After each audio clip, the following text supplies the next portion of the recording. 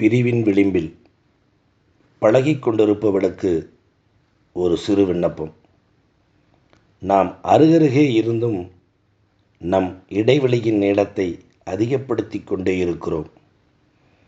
பொருள் அறியாத வார்த்தை தள்ளல்களில் வீணான வாயாடல்கள் மட்டுமே இப்போது நமக்குள். புரிதல் இல்லையெனில் பேரன்பும் பெருங்கடலில் விழுந்த துளியே. நல்நீரும் உப்பு கரித்தலுக்கு உட்படுத்தப்பட்டுவிடும் எனும் உண்மை உணர். இலகிய நாரில் அல்லாது விரைத்த கட்டுக்கம்பியில் மலர்கள் தொடுத்தல் என்பது ஏற்புடையதா? மணல் வெளிப்பரப்பில் சிந்திய சர்க்கரையாயிருந்தால் எப்படி பகுப்பாய்வது? இப்போதெல்லாம் நான் எறும்பு புற்றில் சிக்கிய சிறு கரையான் போல துடிதுடித்து போகிறேன். ஒரு புயலின் பொழுதில் அந்த சீற்றத்தில் நெருப்பு பெட்டியின் தீக்குச்சியில் மெழுகுவர்த்தி ஏற்றுதல் என்பது எப்படி சாத்தியம்?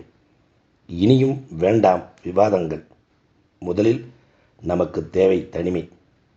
யாரும் இல்லாத வீட்டில் ஒரு வரவேற்பறையில் அமர்ந்து சேர்ந்து பேசி புரிதல் கற்போம். குறைகளற்ற மனிதர்கள் இருந்தால் நீ பட்டியலிடு, நானும் திருத்தம் கொள்கிறேன். முடிந்த வரையில் நான் உண்மைகள் உரைக்கவே உடன்படுகிறேன். நீயும் சிறிது விட்டுக்கொடு. நமது பழக்கம் வெறும் காதலோடு முடிந்துவிடக்கூடாது. திருமணம் வரை செல்ல இருமணம் தருகிற இசைவு வேண்டும். அதனால் யோசித்து ஒரு நல் முடிவெடு. நன்றி.